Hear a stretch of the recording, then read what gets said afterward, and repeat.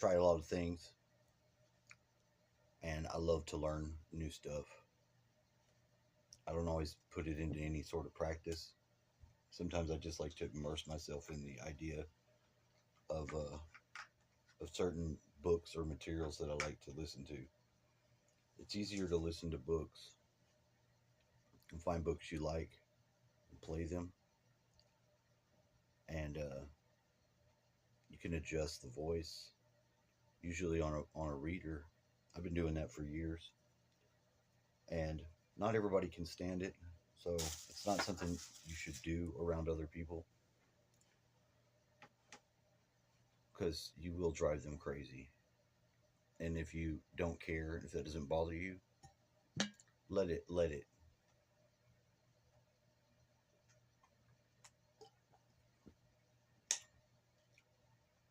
The less you can subject people to areas of yourself that might be blind or uncaring to how other people feel. And you're gonna have people that are gonna try to fucking command and control everything you do sometimes.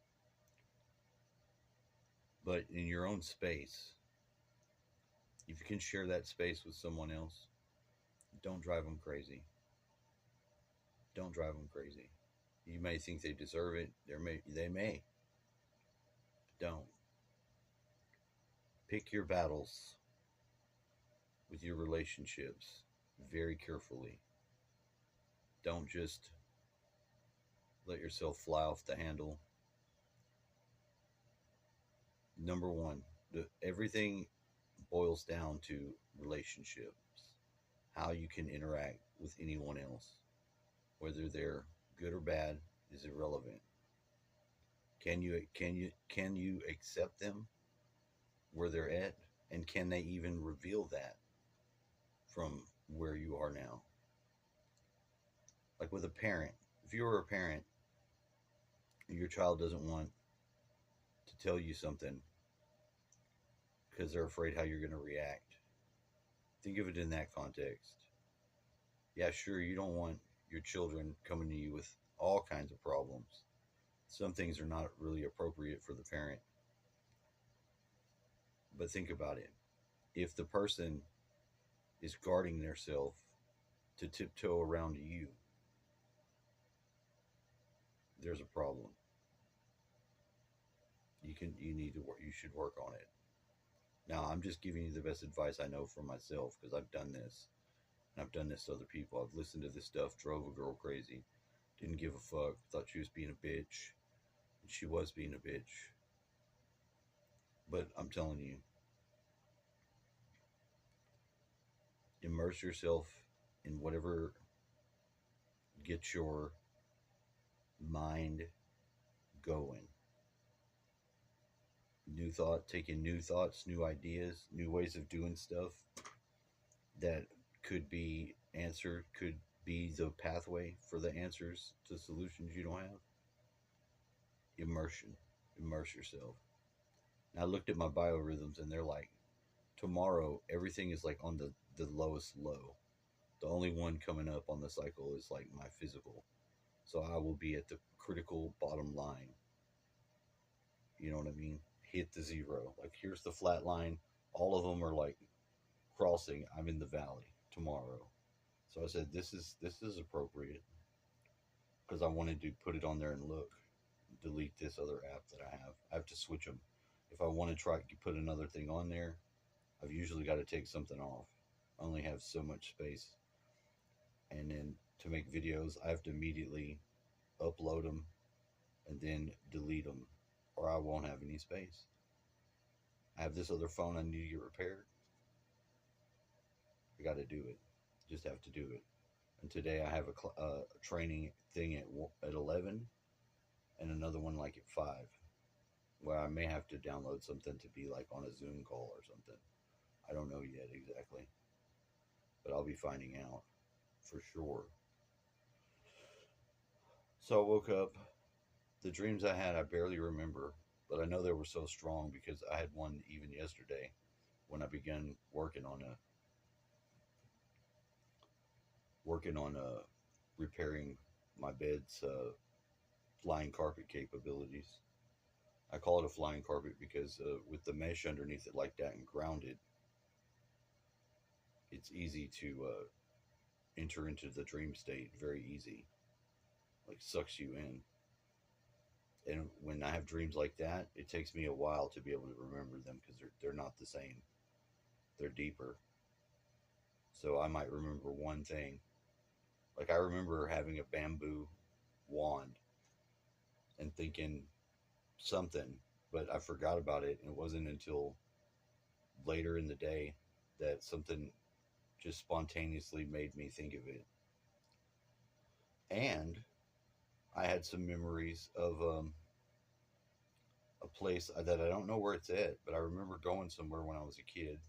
It might have been a friend's of my parents' house, might have been a friend of my grandma's. I'm not sure. It wasn't any of their houses, but the way that the house was in the beginning of the morning, the feel for it, I got that smell of the place and was remembering there was this place, but I can't yet place it. So that's usually a good sign because when you have a place in your mind and it has very distinctive smells and memories attached to it, it can either be for you could have trauma had happened there, so you block it out, don't remember.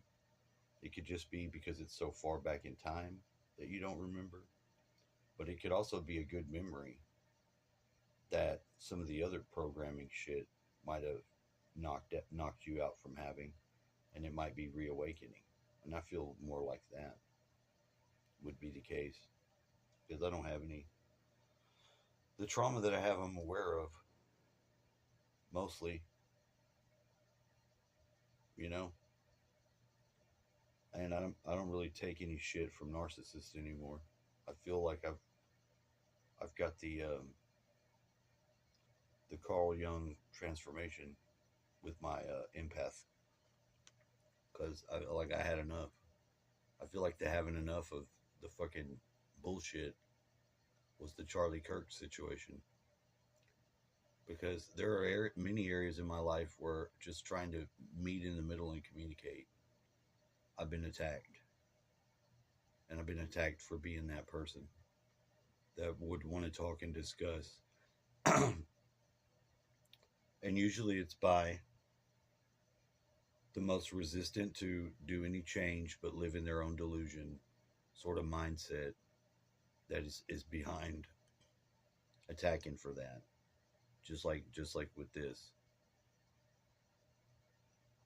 So I feel catalyzed. I feel catalyzed big time. I feel like whatever role I have in my personal life, I'll always have access in some little area to the greater whole stage of the whole world.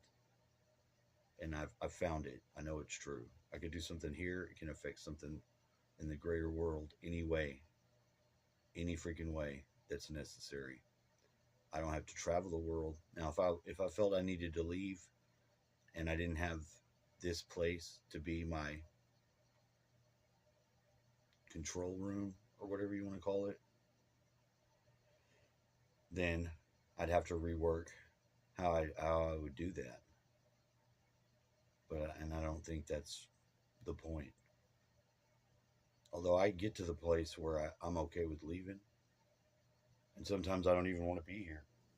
Honestly, isolated in the way that I am, to some degree. The most people, or even my family, because I don't see my brother, and I'd like to. I'd like to play a better role in his life. I'd like to visit with him, eat with him, do stuff like that. But it may not be. It may not be necessary to try to go to Houston. It's so counter and not good for me. Not that I can't do it. It's just saying my energy is not set up for fucking that bulk ass cities population and craziness. It messes me up when I get there. Well, even going the last time I go, I start getting real bad headaches. And I know it's the population of people and feeling that shit. Because you can experience empathy and have someone else's emotions and pick up on them. But you can also know that if they're around you, you're only perceiving a very small amount, but it's concentrated. That subconscious can fucking, it can house the whole world's shit. Your subconscious is immensely more powerful and able to call things into being and call things out of being way faster. But it doesn't speak the English language. It doesn't even speak a language. You have to know how to talk to it, interact with it using symbolism. And of course, if you rend the veil and end up in a situation like that, it'll be so bizarre um, and disturbing. You'll know why you have your conscious mind and your ego to be just the tip of the iceberg out of it. Because we live in the consensus reality altogether here where it's rational, we can communicate, but we are all one in the subconscious level. And that's a different monster that may not be something you even want to deal with if you don't know what's going on. I don't know. That's my in spirit. Sat here. I looked at my biorhythms. I played the rhythm of the sun, and then I did my middle pillar ritual, and I did my fucking banishing circle around me, which I should be doing every day. I should have been doing every day for a long time, but I fall out of practice and try to get back into practice. It's just I'm wild. I'm a bit of a wild man in respect to that, but I love the Golden Dawn. I loved being in there and doing that stuff. It was so cool. I had a lot of interesting, wonderful experiences, and if I could had the opportunity to have the experience again with a group of people and all that, well, I already tried again, and they had a new formulated order where I didn't want to go through the same bullshit all the way again because they had my record, so they know where I got. They wanted me to start all over because they had new management. I'm like, come on, man, come on, man. Oh, I got to practicus. I didn't even get to the fire grade yet. They weren't hard. It wasn't difficult. It wasn't hard to do. I didn't have enough time doing it before life caught up.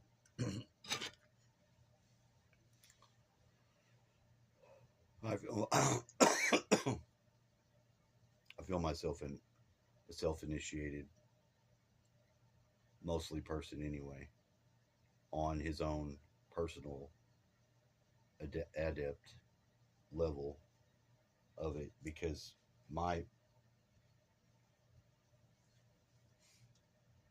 my method is a shamanic ritual magic and just lending in an ear sort of a gift, you know. I can get information for other people if they ask me to help them. I can get information come through me that is so good, I don't even know what to say. And I can't do that for myself. I don't have access to it like that. Because what I'm supposed to be doing with my gift that's supposed to be given to other people, that's already that's already been prepared before I was alive. So anytime I have that situation occur, there's already a channel for it to happen. It speaks through me. I don't have to think about the things I'm going to say or whatever. It just flows through, like channeling. But there's nothing to let you indicate that it's not you, except your own experience to know that's better advice than I have access to. You know what I mean? Like, I don't think it's me. I think it's coming through me from better than, or at least from the higher places of myself. That doesn't feel like it's my mind. So I like to do that. I like to be able to. And I've had so many weird experiences just from somebody asking me something. Crazy. All right, later.